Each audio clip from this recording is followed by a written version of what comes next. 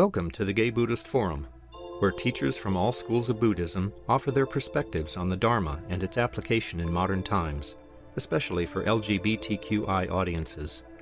These talks are offered freely to the world and made possible by appreciative listeners. If you would like to support our efforts to share the Dharma with underserved audiences, please visit gaybuddhist.org. There you can donate, find a list of upcoming speakers, or enjoy many hundreds of these recorded talks dating back to 1996. Dave, Carol, Danielle. Anyone here for the first time? Welcome. Harold, and I will be happy to talk to any of you guys for the first time. Harold, raise your hand. After the discussion, if you have any questions. And we have our wonderful teacher, Jim Wilson today. And Jim has studied primarily in the Zen tradition, a leader of Zen Center in New York, and he is a great scholar of Buddhism, and it's our great joy to have him. Well, I just have to put a little caveat on the scholar. So to me, I'm a dedicated layman. Scholar sounds good, because who else would keep losing their flute? Do people want to hear the music again? Yes? Yeah. Okay. By popular demand.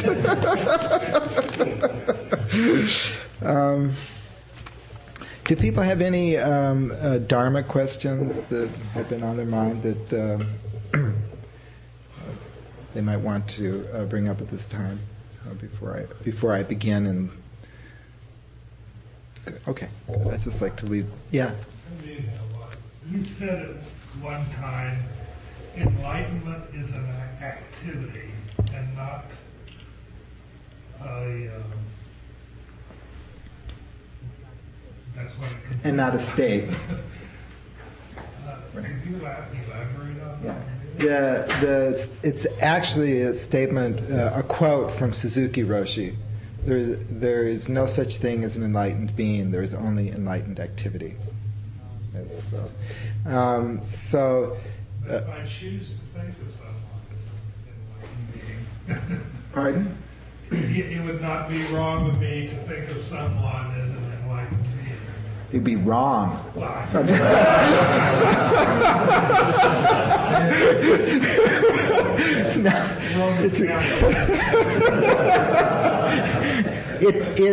It hinges on what you mean by the term being. So Suzuki Roshi's statement is rooted in the perfection of wisdom and sutras like the Diamond Sutra, where at the beginning of Subhuti asks the Buddha, how should a bodhisattva move through the world? How should a bodhisattva behave? How should a bodhisattva act? What should a bodhisattva do? Right? And then the response of the Buddha is that a bodhisattva should do as follows: that no matter what beings there are in the world, no matter what form they take, no matter what the causes of their origin, I vow to save all sentient beings from suffering. And I realize that there are no beings to save from suffering. Because, and then it elaborates, the Diamond Sutra elaborates, the notion of a being implies a separately existing self. So, a separately existing soul, a separately existing personality. So within a Buddhist context, the word, they're specifying that the word being means some kind of separately existing entity. And so in that sense, that's the sense in which Suzuki Roshi says that there's no such thing as an enlightened being. Because realization is precisely awakening to the non-separately existing nature of all existing things. So, does that clarify, or? Yes. If in every moment your activity is enlightened, you can sort of be said to be being. Yeah, well, once again, it depends on the meaning of the word being. So, in what would I say, colloquial use of the word being, it doesn't have necessarily have that technical weight.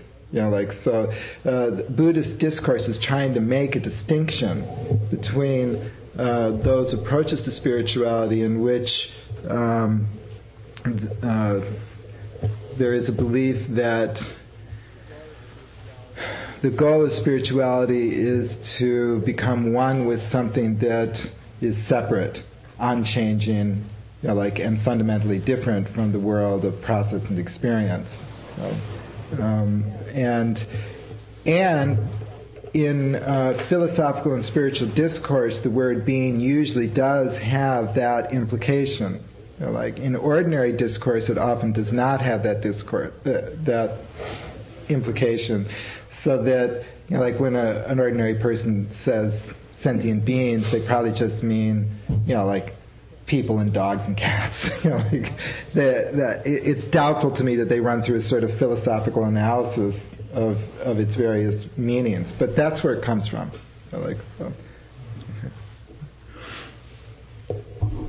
Other questions?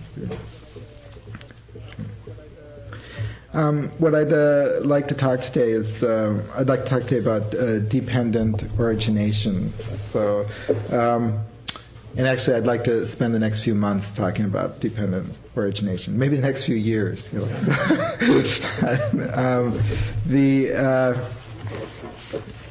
Dependent origination is at the heart of the Buddhist teachings. And if you have a clear understanding of dependent origination, everything else within the Buddha Dharma makes sense, or it becomes clear. I like to say that dependent origination is the seed of the Buddha Dharma. Everything else blossoms forth from that seed. So if you have a clear understanding of dependent origination, the Buddhist notion of emptiness makes sense, the Buddhist notion of karma makes sense, the Buddhist notion of nirvana, the Buddhist understanding of the importance of ethical practice makes sense. It all emerges from this primary realization of dependent origination. So, incidentally, the Sanskrit is pratitya samutpada, which has been rendered into English in a large number of ways. Dependent origination, dependent co-origination, conditional relations, mutual causality, interdependent origination, and I have moved in my own thinking to interdependent transformation. But most people have heard of it as dependent origination, so I'll stick to that until, for a while anyway, and then I'll gradually move to other renderings. But the reason I bring that up is as you read different interpreters of the Buddha Dharma, they'll translate that key term in different ways. There's quite a number of discourses where the Buddha emphasizes the central importance of dependent origination. And I'm just going to read from one of them. It's called the Shorter Discourse to Sakuladayan. So, Udayan was a disciple of the Buddha whose major hang-up was that he didn't have occult powers. So, he wanted occult powers, but he didn't have them. And actually, the discourse is it's kind of funny about it, because at one point Udayan says to the Buddha, "I can't even perceive a mud spirit, let alone a deity," or something like that. So he's clearly bothered by it, and his feeling is that the purpose of spiritual practice is to acquire those kind of occult powers and visions. That's sort of why he has become a member of the Buddhist Sangha, thinking that these kinds of practices will activate those kinds of special powers. So the Buddha says to Udayan, Udayan is really wants to have insight into people's past lives. That's one of the standard occult powers in the Indian subcontinent, that if your mind is developed to a certain extent, you'll be able to look at people and say, in a past life you were such and such, and that's why you're, such a mess today.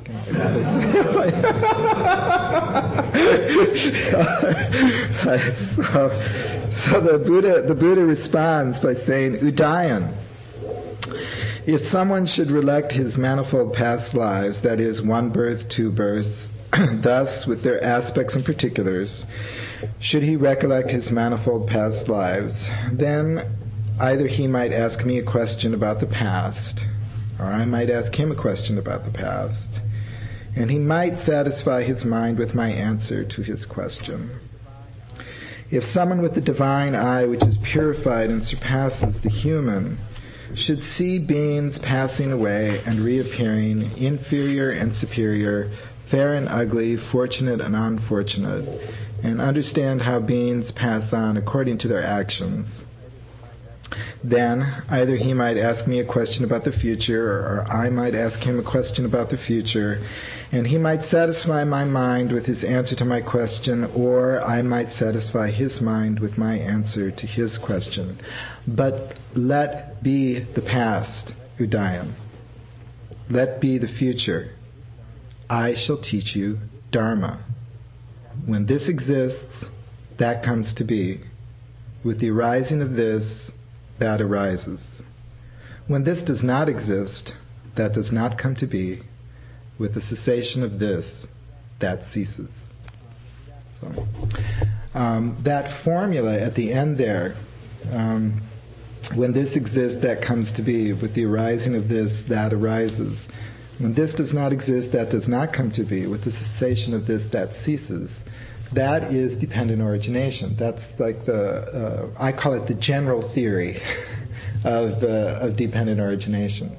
But notice how in responding to Udayan, the Buddha deflected that entire direction in which Udayan was sort of wrapped up in, and he sums it up. He says, "Let be the past, let be the future. I will teach you Dharma." And then he tells him, with the arising of this, that arises. With the cessation of this, that ceases.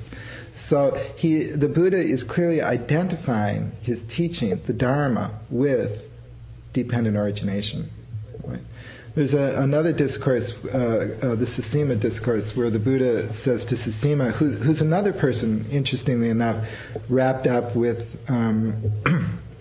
obsessed by trying to gain occult powers, and the Buddha says to him, first comes knowledge of dependent origination, the law of cause and effect. Then comes nirvana.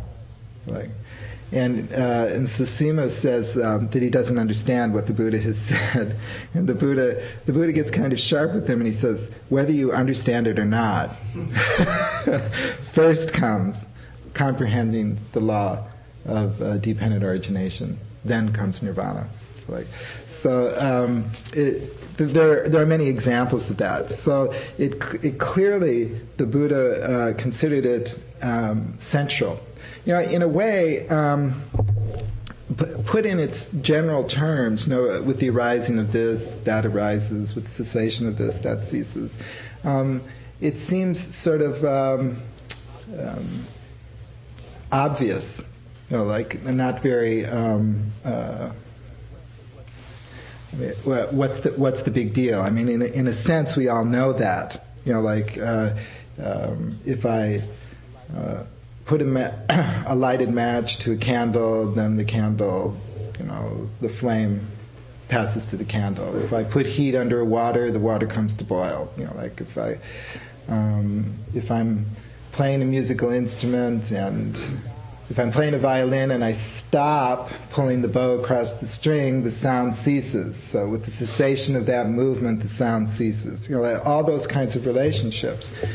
But what the Buddha's vision was that the ultimate nature of all existing things is that dependent origination. Like that's what he was getting at. And the way I express it is that the Buddha would insist that things are thoroughly dependent in their nature. Through and through dependent in their nature. Through and through originated. Through and through conditioned. And that is what makes the Buddha's vision distinct or unique. In contrast to that, many spiritual traditions, it's not unusual for philosophers, scientists, spiritual teachers to talk about cause and effect. Aristotle spends several treatises doing this. What's unusual is for a spiritual teacher to say there is nothing in existence that is exempt from this conditionality, that is exempt from this dependent relationship. The conclusion from most philosophers, spiritual teachers, is that while many, many, many things are conditioned, there is one thing which is not conditioned. And that's where you want to go. You might want. It might be heaven. It might be a deity. It might be substance, being, essence, whatever. It might be mathematical forms. That's a big one in the West. That are exempt from the network of causation.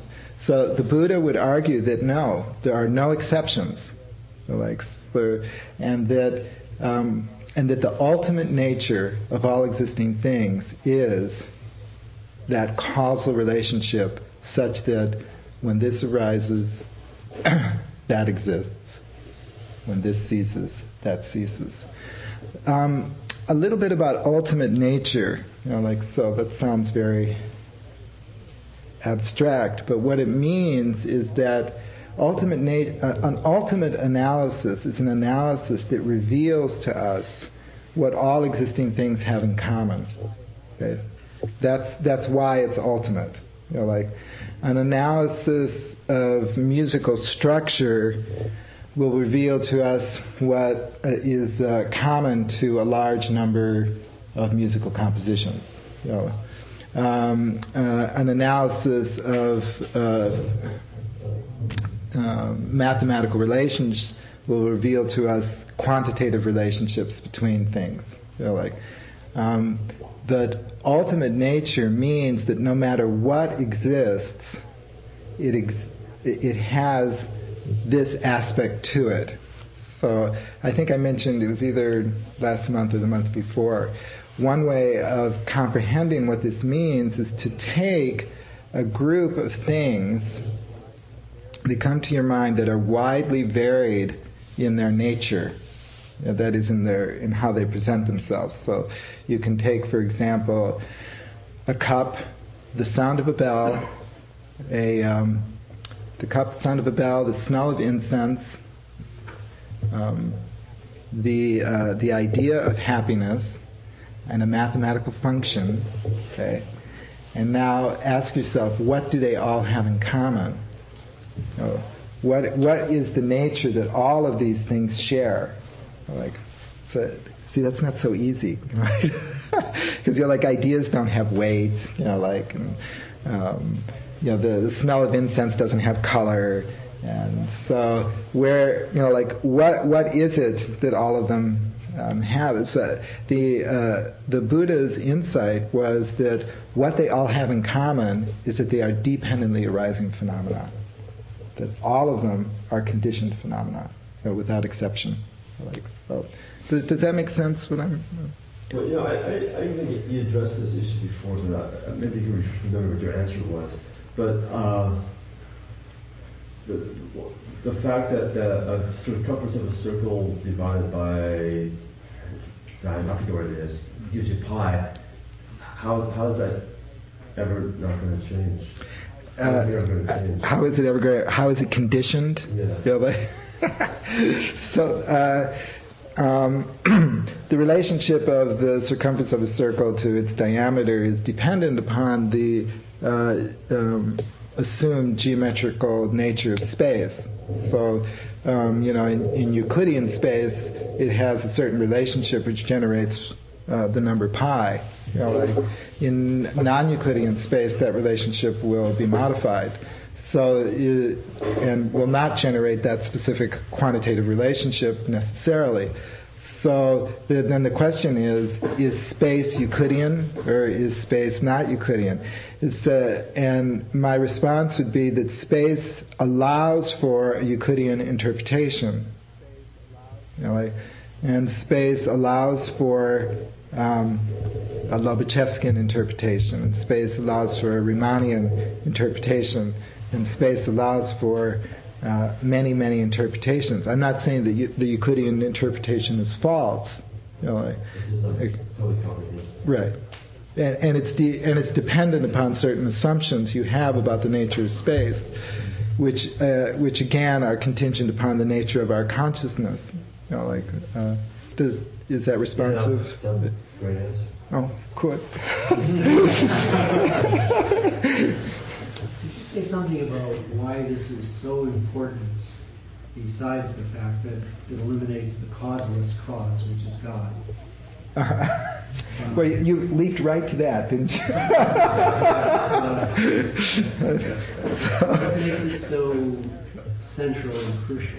Because insight into dependent origination will provide a basis for the cessation of suffering.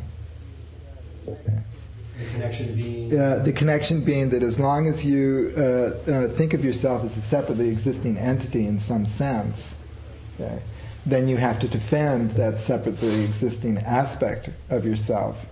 Right? And the way I put it, the way I usually put it is that's why when people wake up in the morning, it's like they're getting ready to do combat with existence. Because they're now going to defend that keep that integrity, that separately existing integrity intact. But since it's not true, there's a little glimmer of understanding that it's not true. So it generates that. It's the foundation for craving and clinging. It leads to that craving and clinging, and insight into the non-separately existing nature of existence provides a foundation for the ultimate release, which is nirvana. Does that make sense? Yes. Okay. Yes, thank you. You're welcome. It sounds just like Thich Nhat Hanh keeps talking about interdependency, and he keeps putting poetic expressions of it.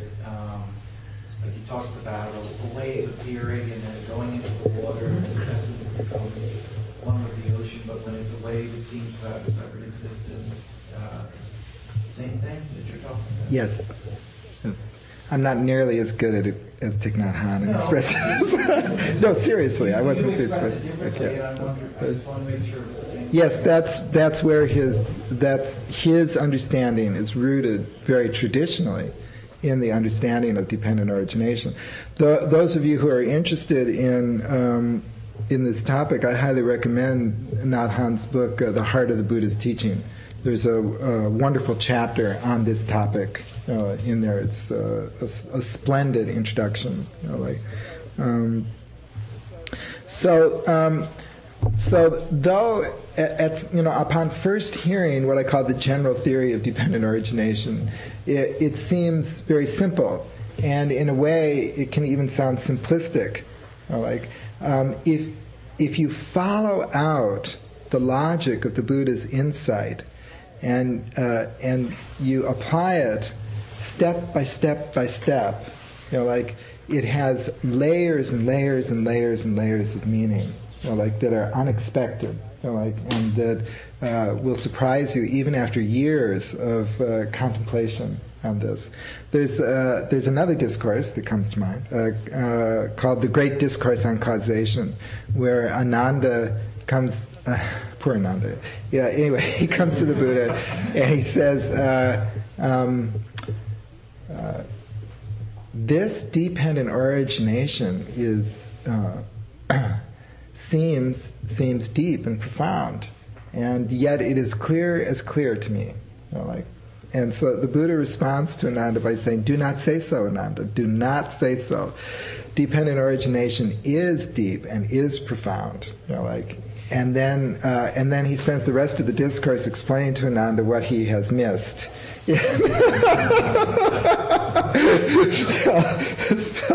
So Ananda seems to often play that role, of someone who's doesn't quite follow it all out. But so what I'd like to do today is talk about a few of the implications of what I call the general theory of dependent origination. Just to touch on a few of the aspects. The beauty of this simple expression of dependent origination is that at a stroke, if you really listen to it, it makes everything in existence thoroughly through and through dependent.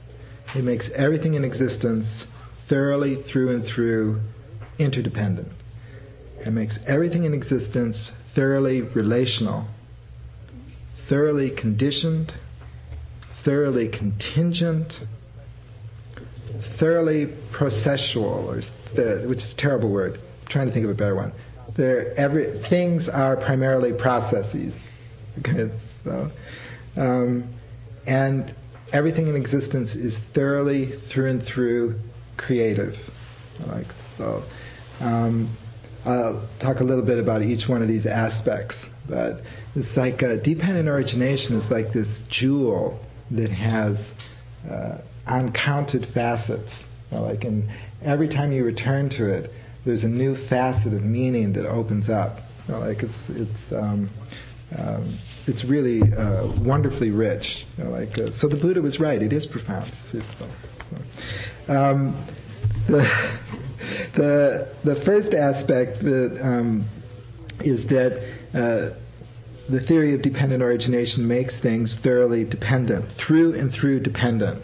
Now, what that means is that if given any existing thing, if you examine it, there is no aspect to that thing which does not depend upon causes and conditions for its existence.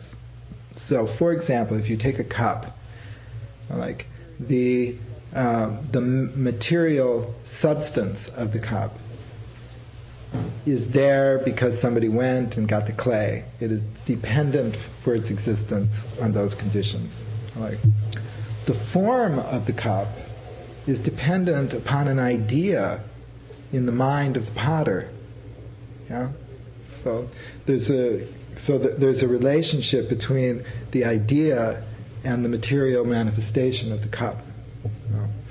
The glaze of the cup is dependent upon all the conditions that went to make. I don't know enough about glazes to be specific here, but you follow what I'm saying. So the weight of the cup is dependent upon the gravitational matrix in which we live. Every single aspect of the cup arises due to conditions, is dependent in nature. Yeah. So, an example that I often personally use to sort of become aware of this dependent nature is a musical tone. A musical tone. And so, if I'm playing my flute, the presence of that tone, every aspect of it, it's the duration of the tone is dependent on my breath. The specific pitch is dependent upon my fingering. The specific color of the tone is dependent upon the instrument that I'm using, whether it's a violin tone or a piano tone. Like, the loudness of the tone is dependent upon how strongly I'm breathing into the instrument. Every single aspect in that musical tone exists because of conditions which generate its appearance. According to something recently read about how things are defined as objects, but that's kind of like a unskillful way of seeing it. They are defined by the relationship that a road is only a road if vehicles travel on it. You could have a long stretch of land that's narrow and long, but it wouldn't be a road unless vehicles traveled on it. And so everything like a cup, it wouldn't be a cup unless people put liquids in it and drank out of it. It would just be kind of a truncate structure. So I mean, it's just interesting to put it in that context that it isn't just the object, but it's also the relationship that fulfills define that object. And in order to then be that object, it has to be in relationship with something else outside of it that gives it the purpose that it's supposed to have. Mm-hmm. You've been involved in the Adida community, right? Yeah. So there's a contemplation that he uses, but I'm not sure whether he still uses, but he used to use it years ago, where it's simply you ask yourself the question, avoiding relationship. Like, that's the purpose of that contemplation, is to raise that energy and bring into your mind the awareness that the reality of any existing thing is due to its relationship to other things. I certainly get that about objects, but what about capacities like gravity? Or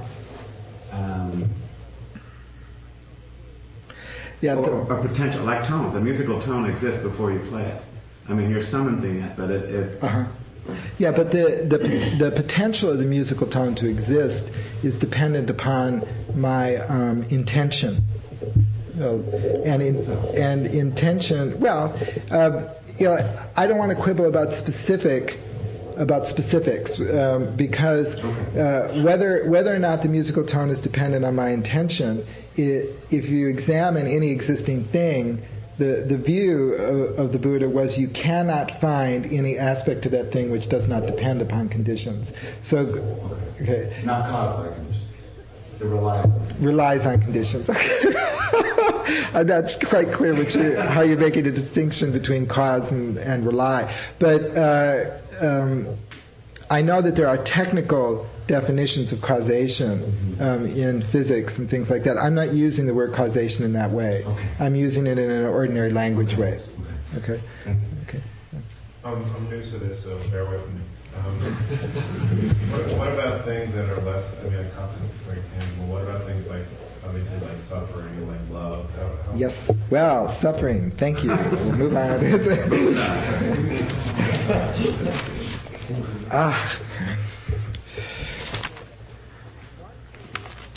The one purpose of gaining insight into dependent origination is to apply it to suffering. The Buddha's Four Noble Truths, the first noble truth that suffering exists. And so the second noble truth is that suffering has a cause. That suffering is cause.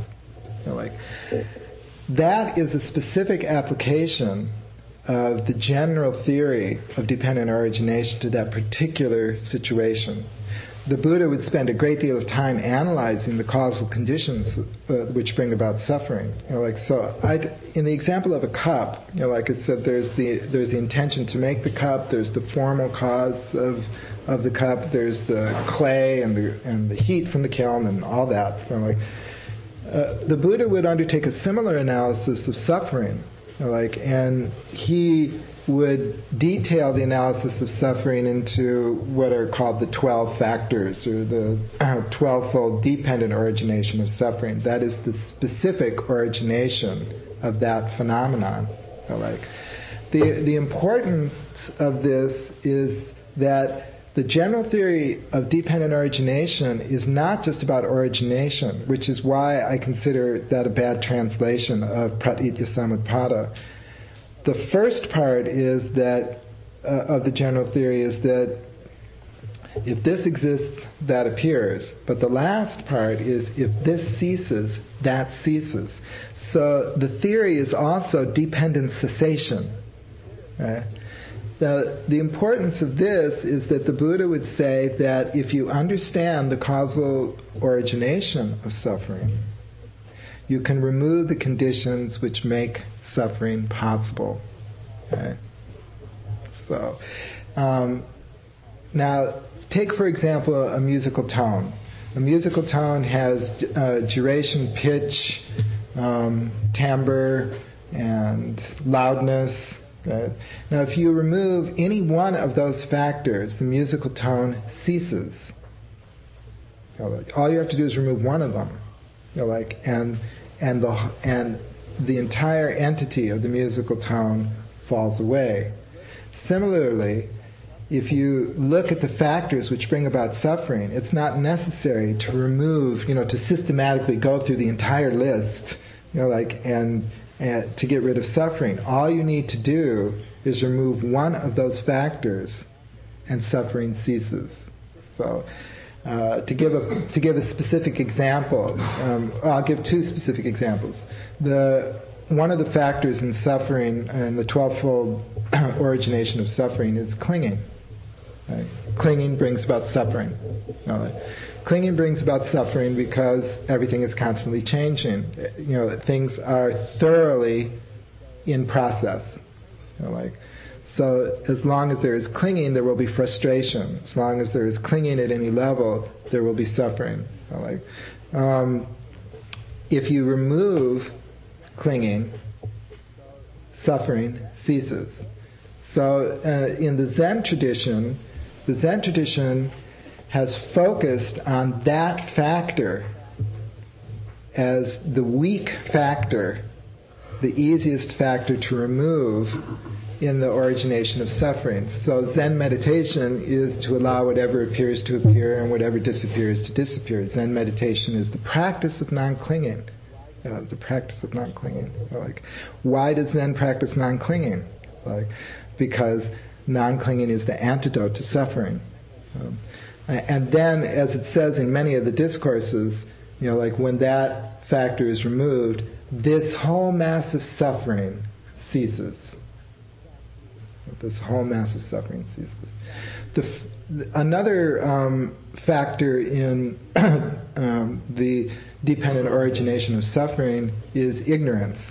That's usually listed as the first one. That's why the Buddha spends so much time, clarifying things, like what is the nature of suffering, why do people do it, that sort of thing. So, in many schools of Buddhism, the idea is that if you gain clarity about the true nature of things, that will bring about the cessation of suffering. That's the background to those schools of Buddhism which emphasize analysis.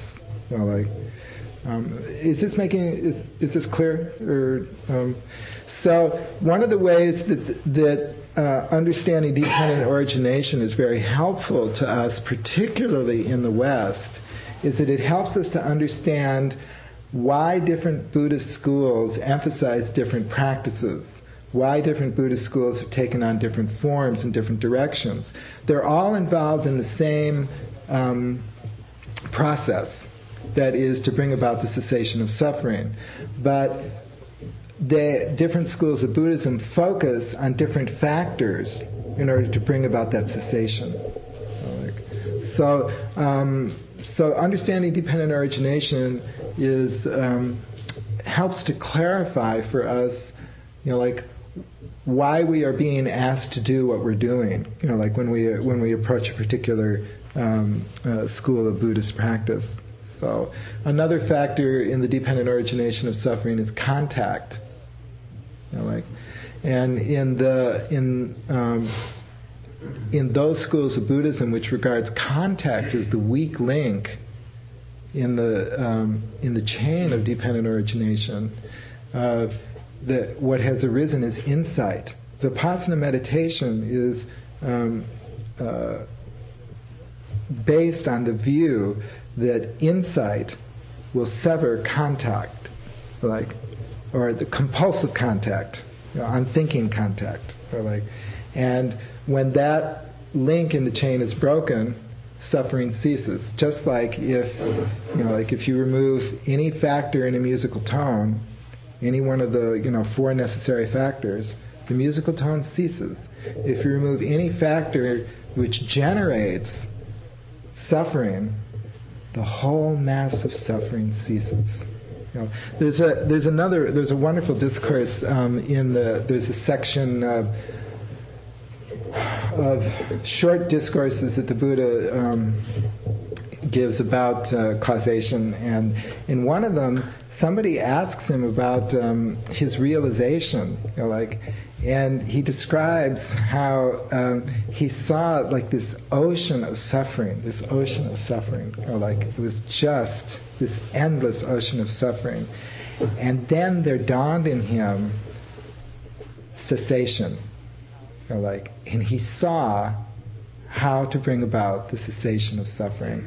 And the way he describes it, he says, knowledge awoke within me, happiness blossomed in my heart, cessation, and I was liberated from all suffering. It's a wonderful discourse, because usually the discourses depict the Buddha as kind of cool, a little, maybe even a little remote, but in this discourse, for some reason, it was just the right person. He talks about that moment, cessation, the whole mass of suffering fell away, so that's why in the Buddha Dharma there are such a wide variety of approaches. Why there are such a wide variety of techniques, so many different schools, because it's based on the dependent origination, the specific dependent origination of suffering, understanding those factors, and then attaining that realization, by bringing about that cessation. I hope that's helpful.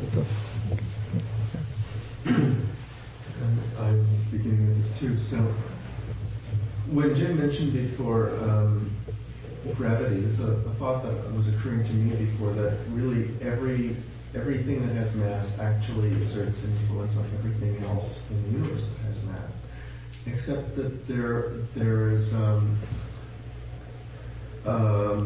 an order of magnitude, and so my body and the earth there's a great amount of gravity, but my watch with some rock in South Asia have very attenuated, and it's still there, but it's very small. And I wondered how to conceive of the interrelation or the interdependence of everything, either as all completely interrelated with the same force, or whether it's important that they aren't all in the same force. I'm not sure how to answer that question.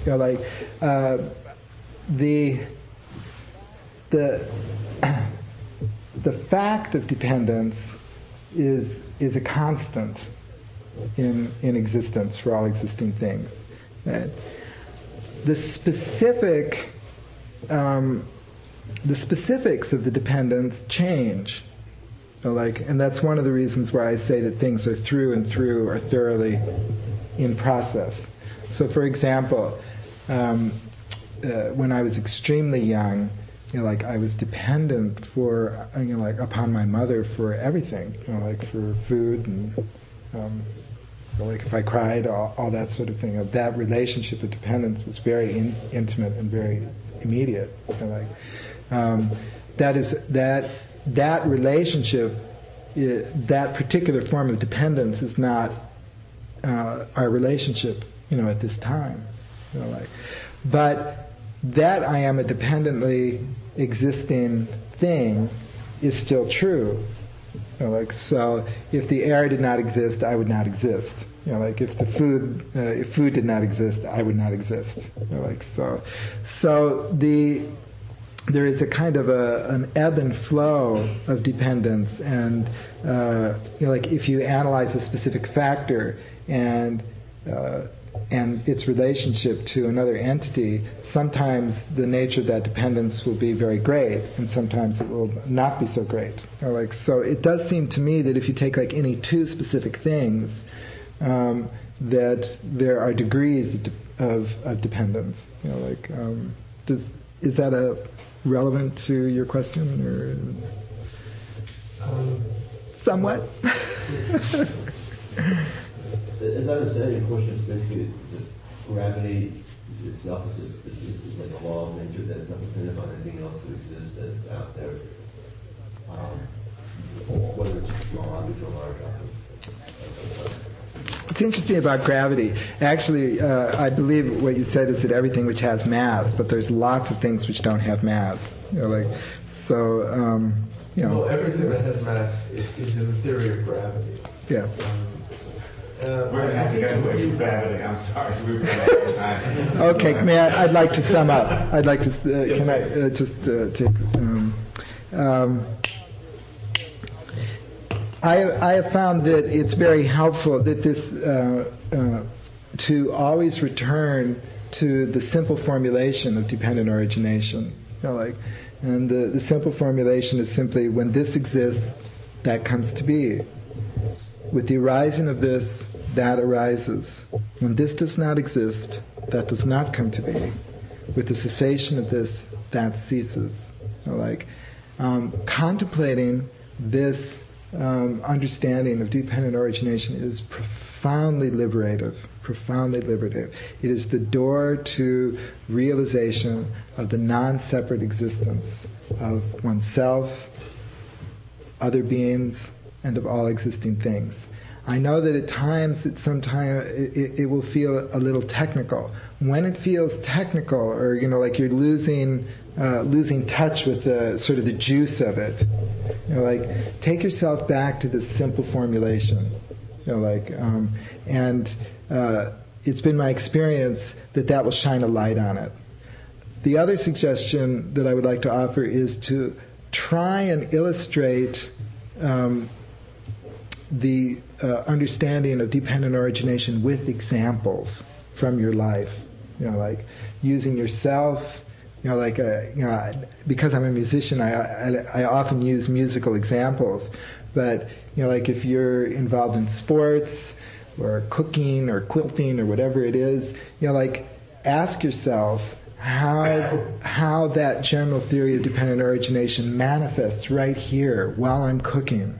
While I'm making this cup of tea, while I'm quilting this quilt. Then you begin to see how dependent origination manifests in all existing things. So I hope that we will all soon awaken to the interdependent nature of all existing things and save all sentient beings from suffering. Thank you. You're welcome. Announcements. I've got a couple. We have a sign-up sheet if you would like to be on the mailing list or the email list outside on the table. We'll be having a social time for the next half hour or so. Some people may go out to lunch after that. We have the Donna Bowl. We have a monthly nut of about $750. Please be generous. Anyone else?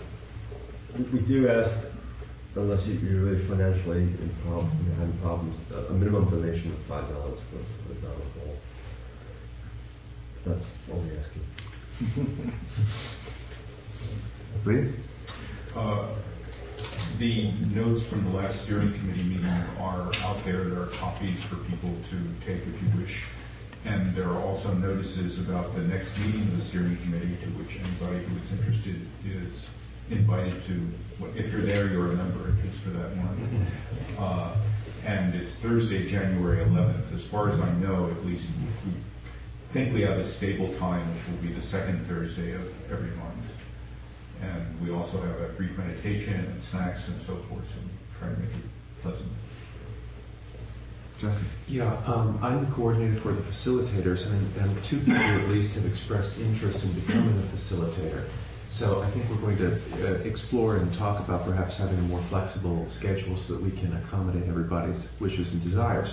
So I'd like to ask if those of you who are in the room who are currently facilitators and those of you who would like to be can meet with me in just a few minutes. That would be helpful. We can talk about how to arrange this. Great. Oh. Yeah, and I have a list of people who want to be host for next year, and I'm about to implement that. So if anyone wants to be a host or wants to know what the difference between a host and a facilitator is, you can ask me. Snake?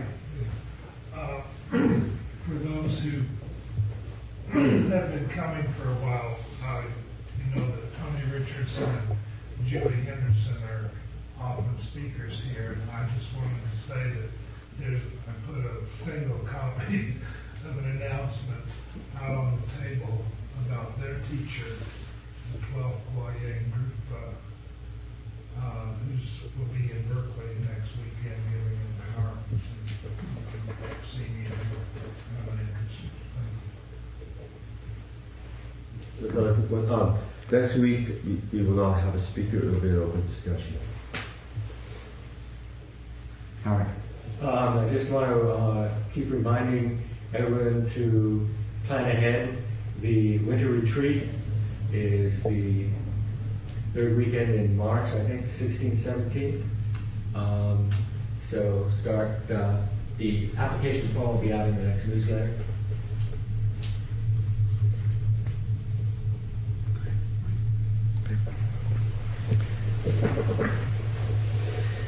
May all sentient existence be well and happy. May all sentient existence be free from suffering and the causes of suffering. May good fortune fill all the days of all the lives of all sentient existence. May all sentient existence dwell forever in the limitless realm of the ever-present peaceful heart and serene mind. Thank you. Thank you for listening to the Gay Buddhist Forum. If you would like to hear several new talks per month and be notified of upcoming speakers so you can participate live, please subscribe to this podcast, like us on Facebook, and join our mailing list by visiting gaybuddhist.org.